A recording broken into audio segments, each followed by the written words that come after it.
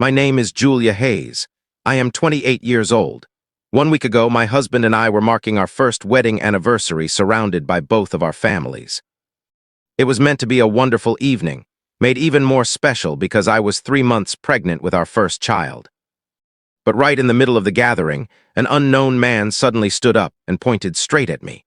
Then he said something that caused the whole room to fall completely silent. He declared that the child I was carrying actually belonged to him. To support his claim, he presented medical documents to everyone present. Within moments, guests began murmuring among themselves.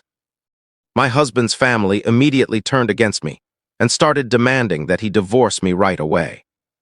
I stood there in tears, desperately trying to explain that the man was lying, but nobody believed me. Not a single person, until my husband did something that left everyone stunned. Even I never saw it coming. But before I reveal what he actually did, please make sure to like and subscribe to the channel, and drop your country in the comments below. Now let's continue the story. That night, our home was bright with lights, music, and joyful voices. It was our first wedding anniversary, and my husband had arranged everything beautifully. The living room was adorned with gentle lighting and fresh flowers, while a long dining table stood in the center, filled with dishes prepared with help from his family. Relatives and close friends were arriving one by one, carrying gifts and warm greetings. Everyone looked elegant, chatting happily and enjoying the occasion. From the outside, it seemed like a perfect celebration, and for a brief moment I truly felt it was. I stood near the window, softly resting my hand on my belly, feeling a quiet joy within me. I was 3 months pregnant, and though we hadn't announced it to everyone yet, that precious secret made the evening feel even more meaningful. My husband walked over and stood beside me, gently placing his hands over mine. "Are you all right?" he asked softly. I smiled and nodded. "I'm happy," I replied, and I truly meant it. Because no matter how tough things had sometimes been, I loved him deeply. But the reality was, our marriage had never been as straightforward as it appeared. I came from a very modest, struggling family. My parents had worked tirelessly their entire lives just to provide me with basic schooling and a respectable upbringing. We never had luxuries, but we always had dignity and truthfulness. My husband, however, belonged to a rich and influential family. They owned multiple properties, successful businesses, and enjoyed a lifestyle I had only witnessed in films. When he first chose me, I could hardly believe my luck, and neither could his family.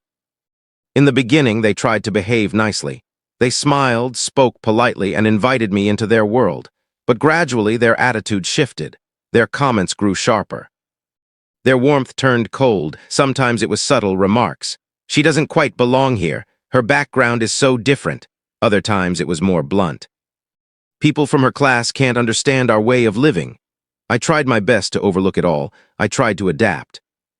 I altered my dressing style, my manner of speaking, even the way I carried myself around their guests. Not because I wanted to, but because I desperately wanted their acceptance. Because I loved my husband and didn't want to create any tension between him and his relatives. He would always reassure me with the same words: "Don't pay attention to them." I chose you, and I trusted him. That night, as the party went on, I noticed his family observing me again, whispering quietly to one another. I acted as if I didn't notice. I focused on the music, the smiles, and the guests around me. I kept reminding myself, "Tonight is special. Don't let anything spoil it." After some time, my husband stood up and raised his glass. The room gradually fell quiet. He smiled warmly and thanked everyone for joining us, speaking about our first year together, about the future we were creating, and the life we were building. As I listened to his words, my eyes welled up with tears. For a moment, everything felt perfect. But just as the applause began, something unexpected occurred. A man I had never seen before slowly entered the room. At first, nobody really noticed him. People assumed he might be a late-arriving guest. But instead of greeting anyone, he walked directly to the center of the room. Then he stopped and turned to face me, his gaze fixed on me in a way that made me feel deeply uncomfortable. The room slowly grew silent once more. Confused murmurs spread among the guests. Before anyone could question him, the man raised his voice and said, "I'm sorry to interrupt this happy occasion, but everyone here has the right to know the truth." My heart began pounding rapidly. I had no idea who he was or why he was staring at me like that. Then, without any hesitation, he pointed directly at me and uttered words that made my whole world crumble. "The baby she is carrying is mine." For a second, the entire room went deathly quiet. Then suddenly, whispers erupted everywhere. People exchanged shocked glances, trying to make sense of what they had just heard. Some thought it might be a prank, but the serious expression on his face showed he was completely serious. I felt as if the floor had vanished beneath me. I don't even know you," I stammered, my voice trembling. But the man didn't back down. Instead, he looked around at the crowd and spoke even louder. "I had a relationship with her," he said confidently, "and this child is mine." Gasps echoed throughout the room, my heart raced wildly. "No, that's not true," I cried out. "He's lying." But before I could defend myself further, he pulled out a folder from his bag. "If you think I'm making this up," he said calmly, "then check these." He passed the papers to one of my husband's relatives. Within seconds, people crowded around to see them. "These are medical reports," someone remarked. "They match the timeline perfectly," another voice added. "And look at this," someone else whispered. The man then took out his phone and displayed photos that supposedly showed us together. I stood frozen. Those images looked genuine, too genuine. "I don't understand," I whispered to myself. I had never met this man, but no one was listening anymore. The room was no longer filled with joy. It was filled with accusation and judgment. My husband's mother stepped forward, her face twisted with rage. Before I could react, she slapped me across the face. The sharp sound rang through the room.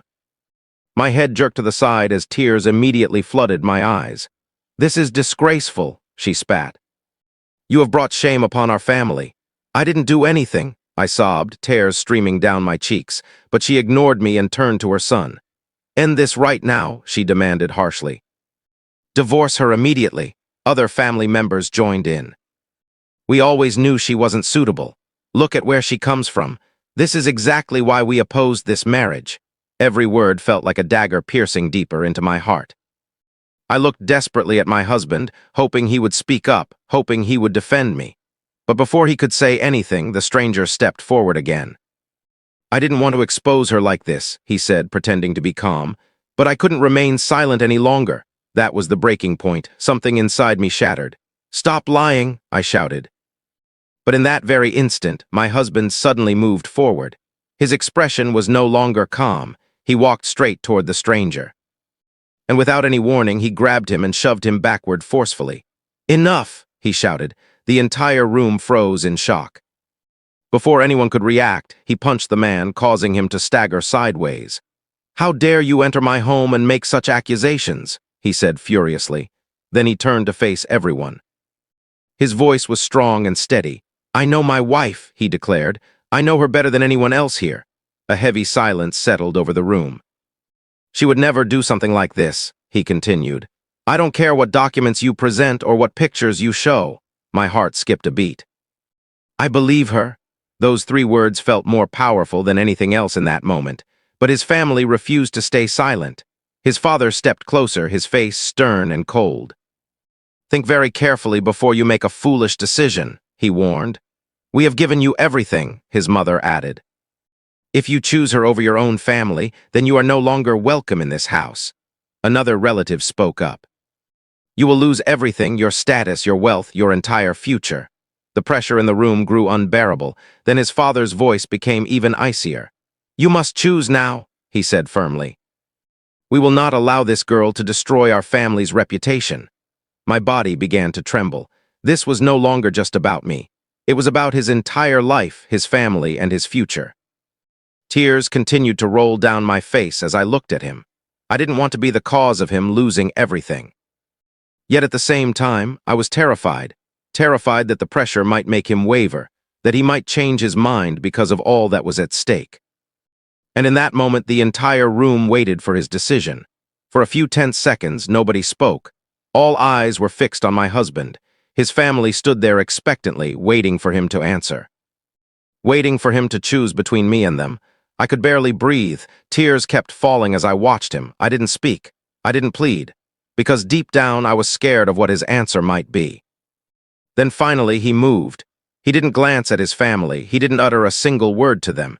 He simply walked over to me and took my hand gently. That single action spoke volumes.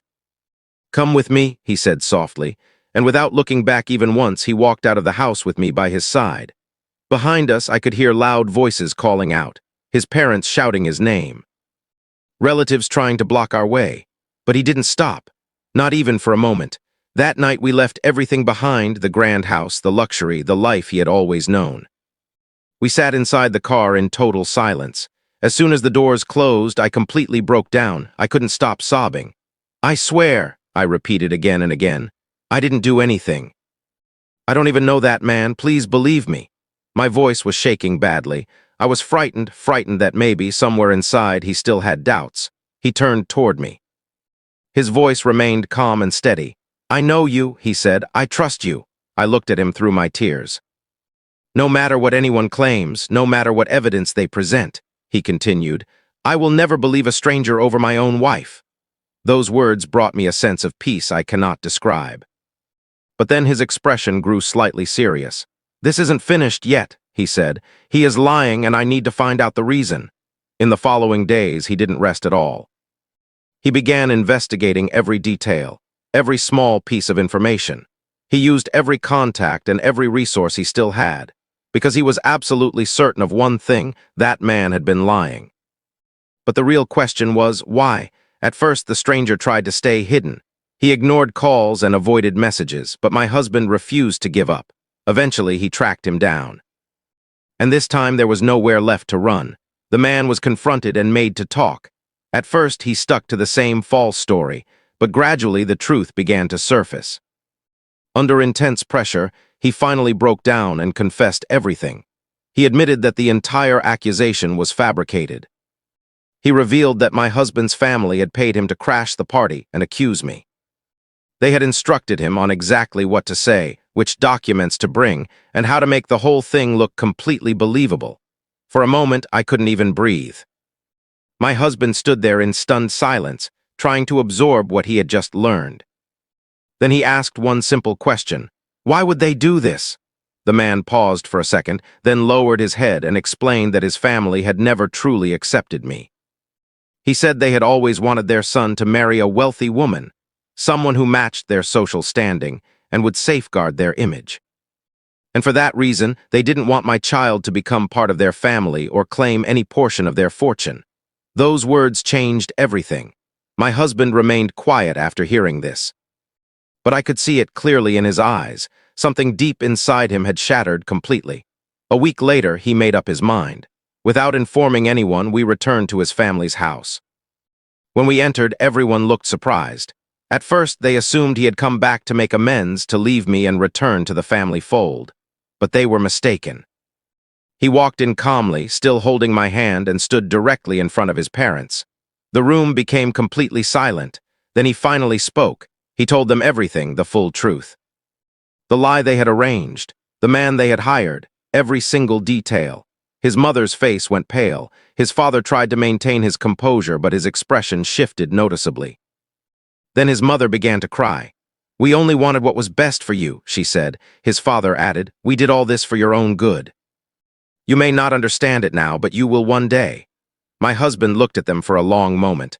There was no rage on his face, only deep, painful disappointment.